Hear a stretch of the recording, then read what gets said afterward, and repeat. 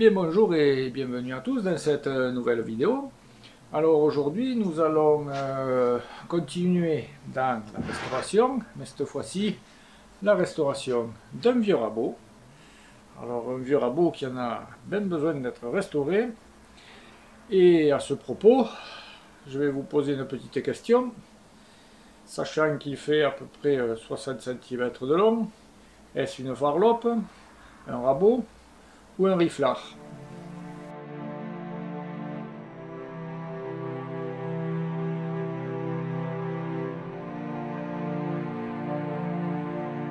Bon, première des choses à faire, le démontage.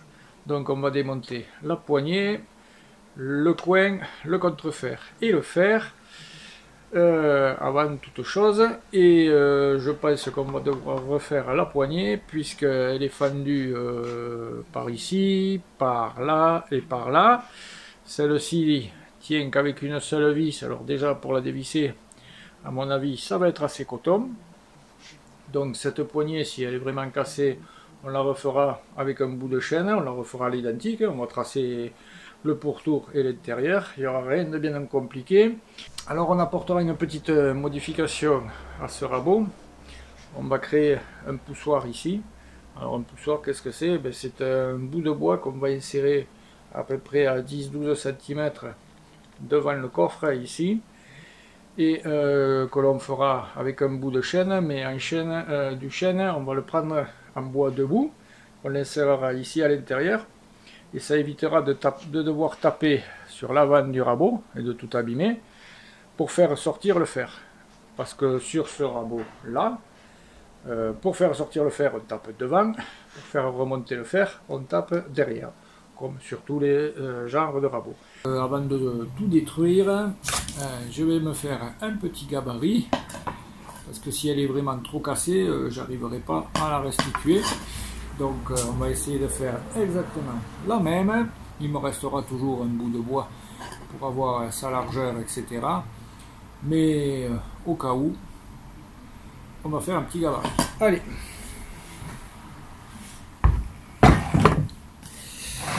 Donc un contreplaqué que l'on plaque et on trace le contour tout simplement.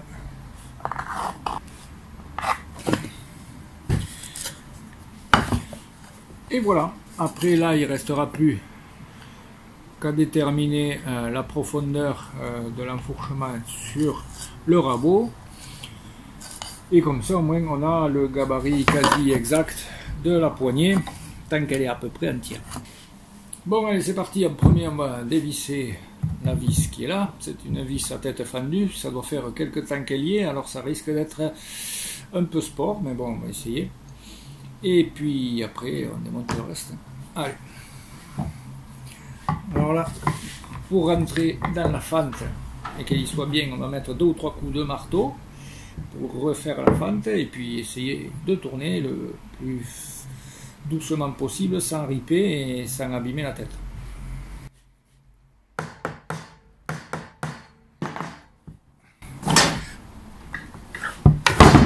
Merde.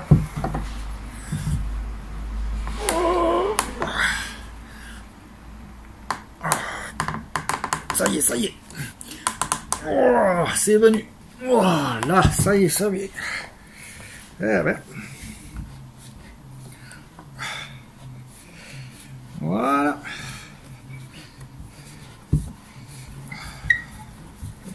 Ah, ça vient même plutôt bien. Ah, ça s'est arrêté. Alors pour dévisser ce type de vis, mettez une paire de gants. Parce que les vis à tête fendue comme ça, déjà le bord là il est très fin. Et ensuite avec le tournevis, quand on tourne, des fois on enlève un peu de matière. Et ça, quand ça rentre dans le doigt, ça fait très mal, ça taille. Donc même avec un gant, il faut quand même faire attention.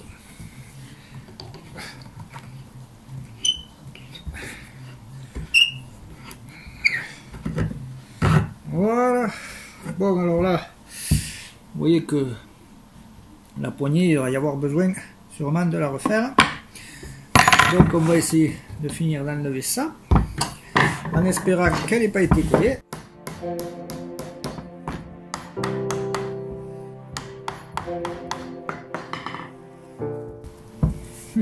Bon, elle a l'air d'avoir été collée. Donc je vais déjà essayer d'enlever le coin, le contrefer et le fer en tapant au cul pour le faire lever. Et j'essaierai de passer par là parce que là j'ai peur de tout abîmer. Allez, bon, c'est un rabot en bois. Donc on tape avec un maillet en bois. Allez.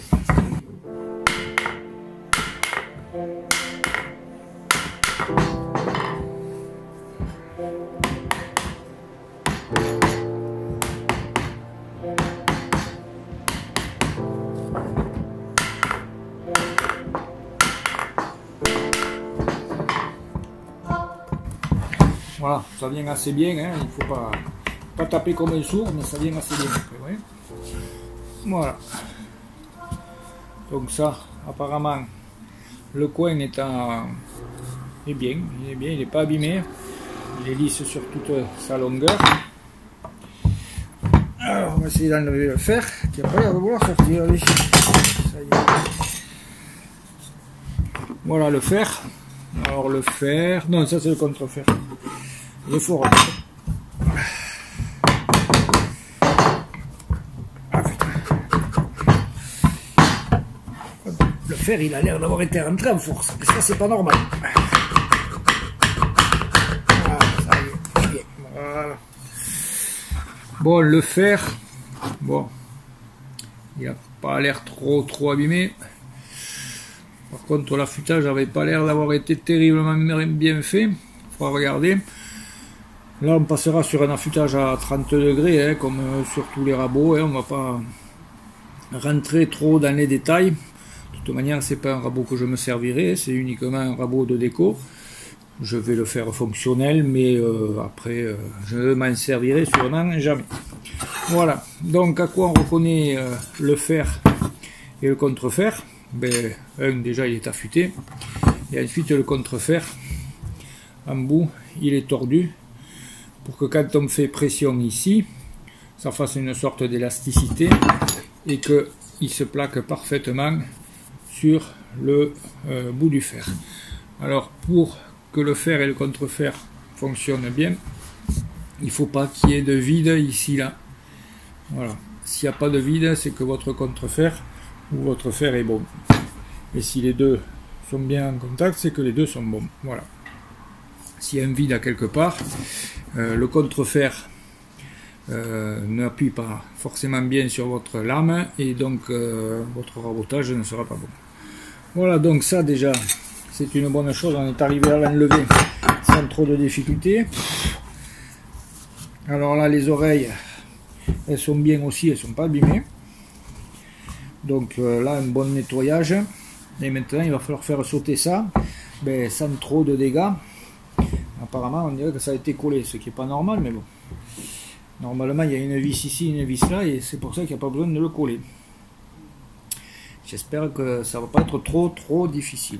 Voilà, je vais prendre une cale en bois, et on va essayer d'y taper dessus. Alors, il faut prendre un bois dur, hein, parce que si vous prenez du sapin ou autre, vous n'allez pas faire grand chose. Hein.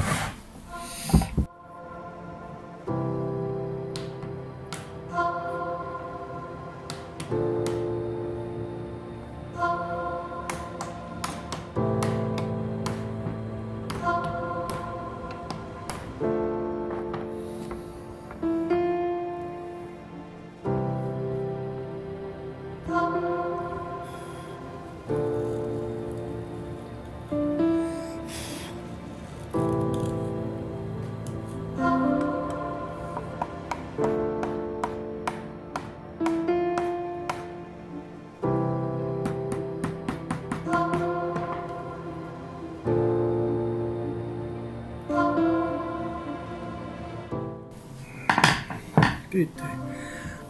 Il y a même des pointes dedans. Donc là, ça va pas être de la tarte pour tout enlever. D'autant qu'il faut essayer de pas trop le casser pour arriver à refaire le même quand même, ça serait plus sympa. Voilà, donc la mauvaise nouvelle c'est que ça a été collé, donc même s'il y a très longtemps que ça a été collé, à mon avis ça va tenir. Donc maintenant il va falloir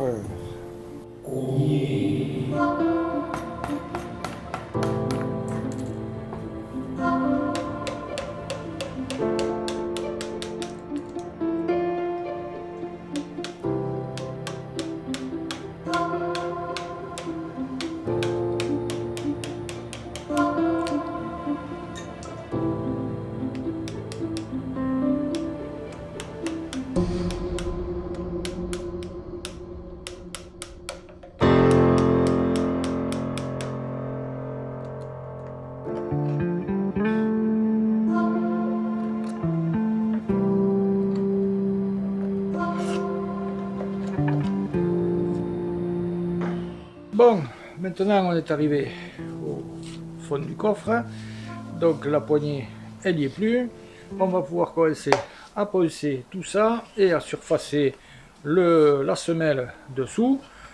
C'est pas parce que ça va être un objet de déco qu'il faut le laisser tout tordu. Comme vous pouvez le voir ici, ça monte, et si vous arrivez à voir le gauche là, ici c'est l'inverse de là.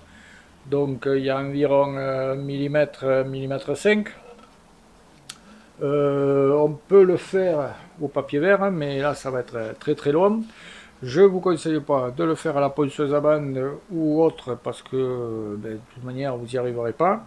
Alors, ou vous le faites avec un autre rabot comme celui-là, ou alors vous mettez un coup de dégo. C'est ce que je vais faire.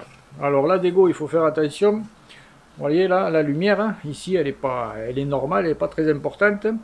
Plus vous allez passer à la dégo, et plus vous allez agrandir la lumière, puisque le coffre à l'intérieur ici, je sais pas si on le voit, ici le coffre il est en pente, donc plus vous allez raboter et plus vous allez agrandir la lumière. Donc là il n'y a pas grand chose.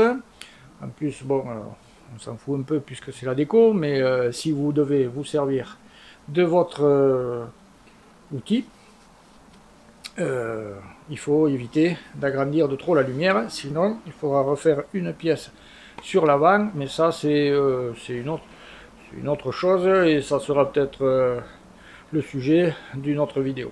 Bon allez, là j'ai réglé au mini à 0,2, donc on va faire quelques passes à 0,2, et puis voilà. Et je vous rappelle que plus la lumière sera petite et mieux ça sera.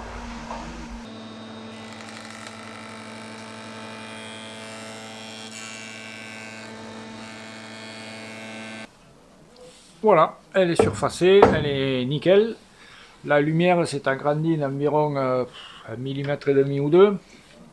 Jusque là, ça peut aller. Au-delà, il faudrait faire une pièce, mais comme je vous le disais, ça fera peut-être l'objet d'une prochaine vidéo. D'autant que j'ai un tout petit rabot à faire aussi, que lui il a déjà une lumière un peu trop grosse à mon goût, et une fois surfacée, à mon avis, elle va être énorme. Donc peut-être que ça sera l'occasion de faire une nouvelle vidéo pour vous apprendre à faire cette fameuse pièce. Bon, maintenant je vais poncer tout ça pour le rendre tout propre, et ensuite on passera à la suite.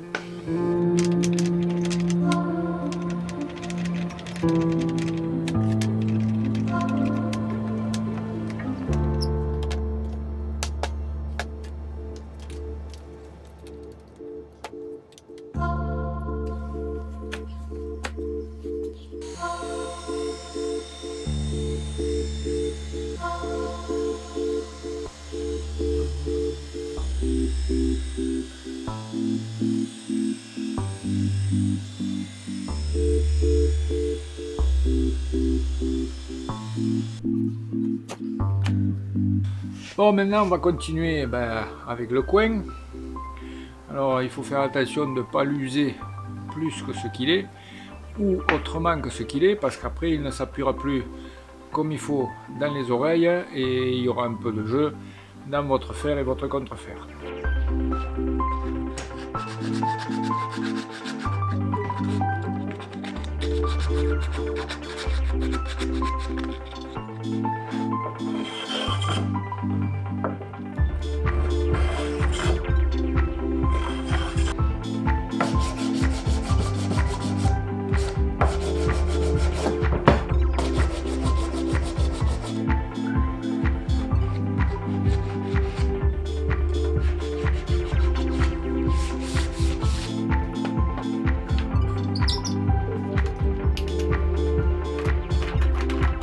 Bon, et bien maintenant que tout ce qui est bois est fait, on va s'attaquer au fer.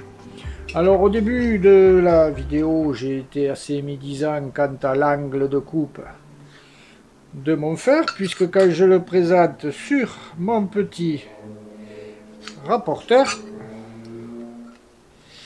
hop, je le mets comme il faut, voilà, je suis à 31 degrés, je crois. Je sais pas si vous voyez bien. Voilà. Donc j'ai été assez médisant et je m'en excuse. Donc voilà. Donc là, lui, on va le passer à la ponceuse à bande. Alors pourquoi la ponceuse à bande? Ben, déjà là, je sais pas si vous le voyez, il y a des dents. Donc on va affiner avec la ponceuse à bande. Je vous rappelle que ça c'est des aciers trempés. Il ne faut pas les faire chauffer. Si on le passe à la pierre, à la barre au touret à pierre, ça chauffe vraiment beaucoup et on a plus de facilité à brûler là-bas que là. Donc là, je vais passer doucement, tremper un peu dans l'eau de temps en temps. Et puis voilà, il faut espérer que ça ne bleuisse pas, parce que si ça bleuit, ben c'est mort. Bon, toujours pareil, c'est un objet de déco pour moi, mais si vous voulez vraiment vous en servir, il ne va pas falloir le brûler.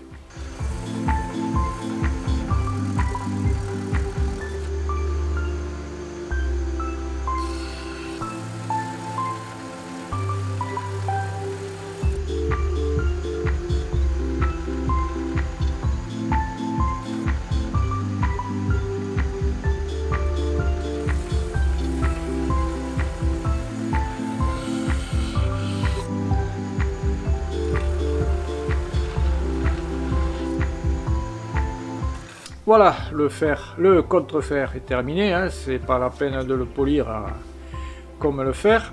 La seule chose, c'est que cette partie-là, il faut qu'elle soit parfaitement d'équerre, avec un léger méplat ici, pour que le contrefer appuie partout avec la même pression sur le fer, sans le mettre de travers, sinon quand vous allez raboter, forcément, vous raboterez pas droit.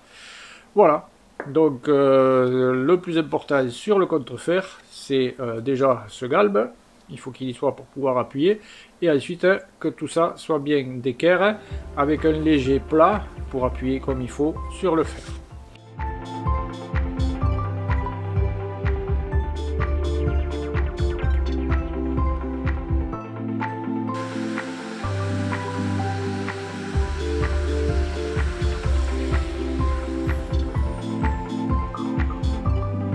Maintenant on va s'attaquer à la poignée. Vous avez vu qu'en début de vidéo j'ai été obligé de détruire celle qui était, hein, puisqu'elle était collée, ce qui est pas normal d'ailleurs. Et donc j'avais fait un petit tracé sur un contreplaqué que je viens de découper.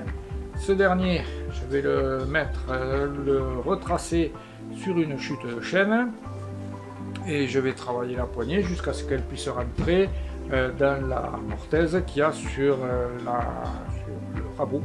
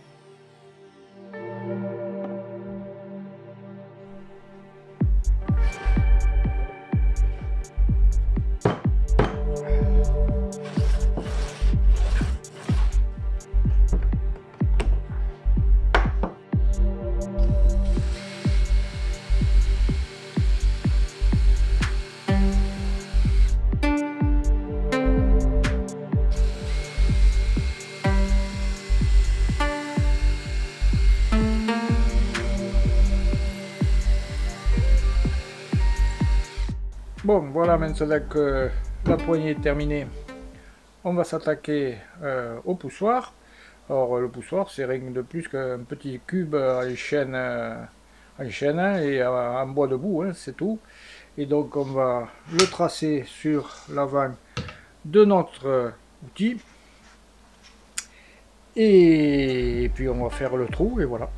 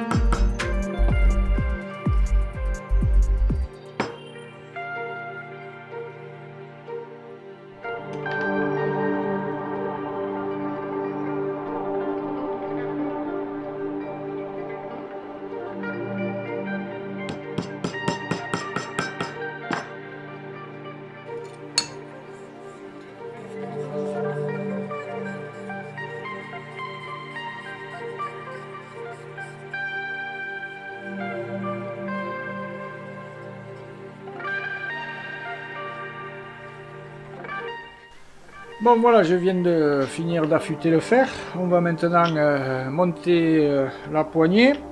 Alors pour ça, ben, on va prendre des vis comme à l'époque, hein, avec des têtes fendues, un bout de savon.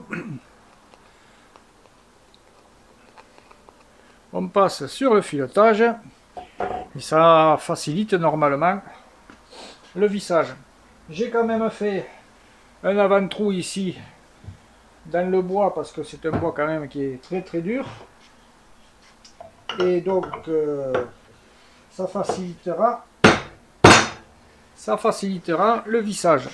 Alors pourquoi je la visse et je la colle pas? Et bien parce que normalement ça, si ça tombe, en général c'est toujours la poignée qui pète puisqu'elle est dans le sens du fil, et si chaque fois que vous voulez changer la poignée vous êtes obligé de casser l'ancienne au ciseau à bois pour arriver au fond de la mortaise, c'est pas marrant. Donc deux vis, il y a juste qu'à dévisser le reste de la poignée et voilà. Allez, donc des vis, un peu de savon et des biceps. Allez.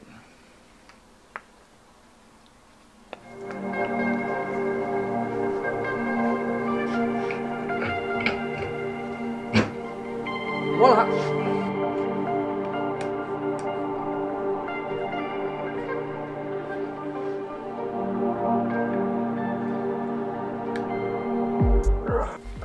Bon, j'ai réussi à en trouver une autre. Enfin, c'est mon voisin qui m'en a déniché une autre dans son atelier.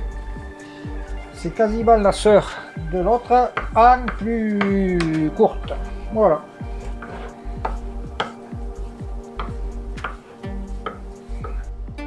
Voilà. La poignée est maintenant vissée. On va mettre un coup d'huile de lin et après on met les fers.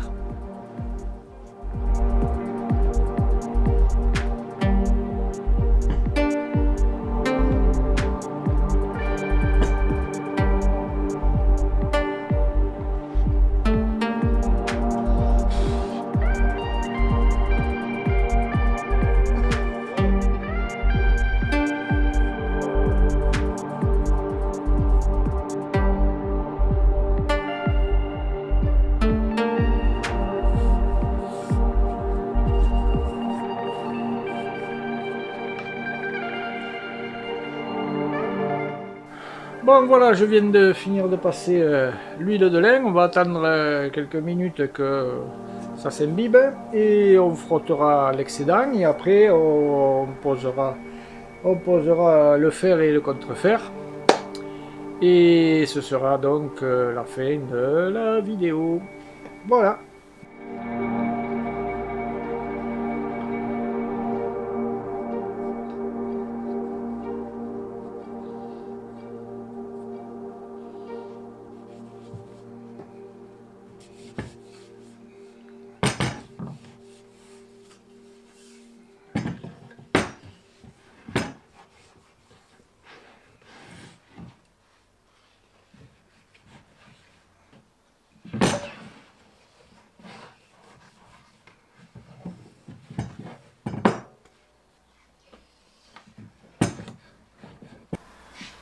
Voilà, allez. Le fer. Tac. Alors le fer, je l'ai ajusté un peu parce qu'il passait pas dans son logement. Donc pour qu'il descende impeccable, au moins on sait qu'il est au bout. On pose le contrefer. Alors le contrefer, il faut qu'il soit bien en bout, c'est-à-dire ici. Voilà. Par contre là, je me suis aperçu qu'il était un peu court ce contrefer, mais bon. Il ne passe pas beaucoup, donc... Bien voilà, il ne reste plus qu'à régler le fer maintenant de cet outil qui s'appelle une varlope. En effet, une varlope, ça mesure à peu près 60 cm, celle-là fait 64 ou 65, et un riflard ne fait que 40 à 45 cm de long. Donc, ça c'est une varlope.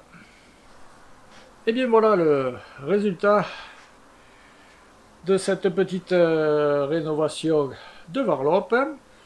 Ma foi, je la trouve bien jolie avec ces deux couleurs, son corps en bois rouge et la poignée en chêne. Je trouve que ça lui sied particulièrement bien. Il ne restera plus qu'à faire une petite étagère pour la mettre en valeur dans l'atelier. J'espère que cette vidéo vous aura plu. N'hésitez pas à mettre un pouce. Abonnez-vous à la chaîne, ça me donnera un peu plus de visibilité. Partagez, faites connaître aussi la chaîne. Je vous souhaite une bonne fin de journée et à bientôt. Ciao, ciao!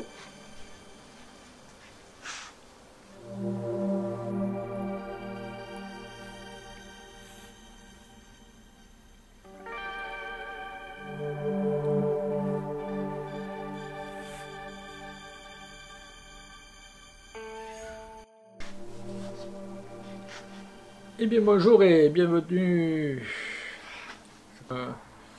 fois de plus. Ça fait quoi ça? Où est-ce voilà, je sais plus. Et voilà. Et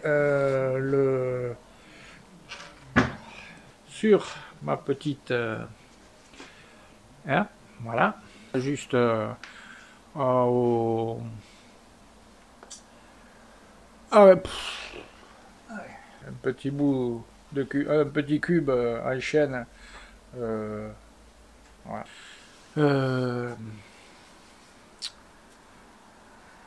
Il y a le poussoir, non, hein. Qu'est-ce que je voulais dire, je sais plus. On frottera tout l'excédent et après on mettra merci le téléphone, puis, comme il faut, de cette putain, je vais y arriver, ouais.